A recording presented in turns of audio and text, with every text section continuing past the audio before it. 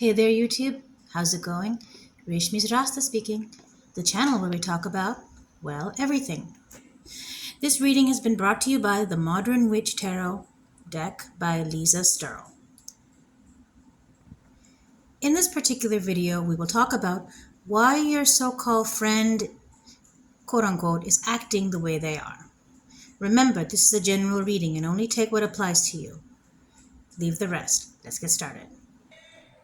Now we have the King of Cups, the Magician, the Moon, and for censorship purposes, I'm covering up the illustration, so bear with me. Seven of Swords, Ten of Wands, Five of Cups, Three of Cups, Judgment, and of course, the Three of Swords.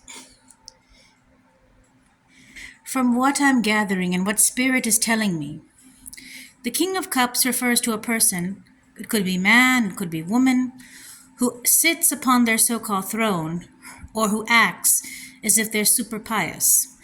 And the Magician card can confirm that, as they like to be rather manipulative, acting in a so-called, white savior, not trying to be racist, or a person who always saves the day, a person who always tries to do good for others.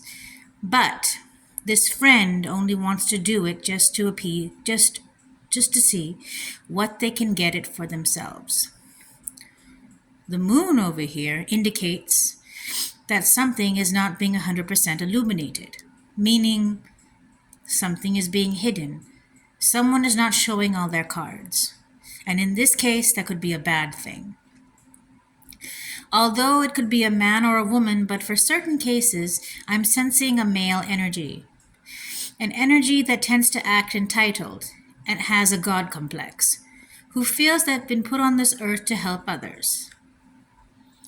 Seven of Swords indicates a person who isn't trustworthy. It talks about a person, man or woman, who might be only coming close to you because they can feel that they can get something out of you. Notice that whenever something good happens to you, they don't seem very interested. They almost seem rather bored.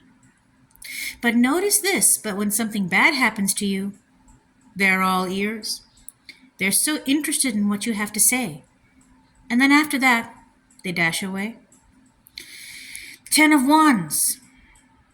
But it also indicates that this person has super burdens of their own that they probably don't let on about. It's not justifiable for them to take their issues out on you or use you just because of their own issues, but nonetheless, they're not as happy-go-lucky as they appear to be should they put on that air. I don't like using the word narcissist because it tends to be thrown around a lot, but I am sensing narcissistic, or in the very least toxic vibes from this man or woman. Five of Cups. This person sees only their losses. They don't see their gains.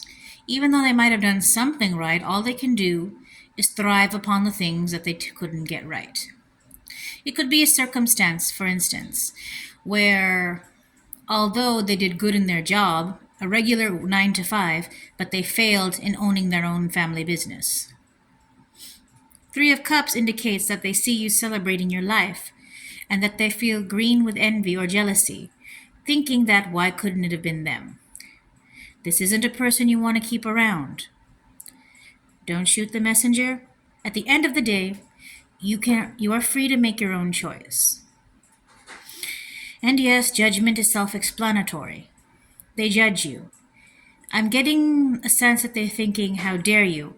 Or why do they get to have all the good things happen to them? But what this fake friend fails to see is that you put in the effort. You burned the midnight oil, and you did whatever you had to do to get where you are today. You didn't just have things handed to you. You had to work for it. Three of Swords. This doesn't necessarily mean that they're heartbroken over the loss of you, or that they were in love with you and perhaps you didn't reciprocate feelings, although it can resonate for a very few of you. But that's only for 1% of the population?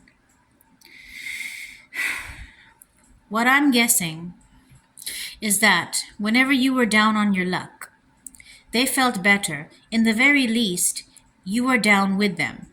They were down on their luck, you were down on your luck. After all, they say misery loves company. But the minute that you start doing good for yourself and that you actually have it going on, then that's when they start to complain. This isn't someone you want to keep around. Just saying. But at the end of the day, it is only my advice. You have free will in order to accept it or reject it. That's all I'm saying. Be careful of fair weather friends. Be careful of fakers. Oh, before I go, I'm hearing the words, "You lied to me." I'm hearing the words, "You don't deserve it." And I'm also hearing the words, "entitled and spoiled child, trust fund baby." Take it if it only resonates.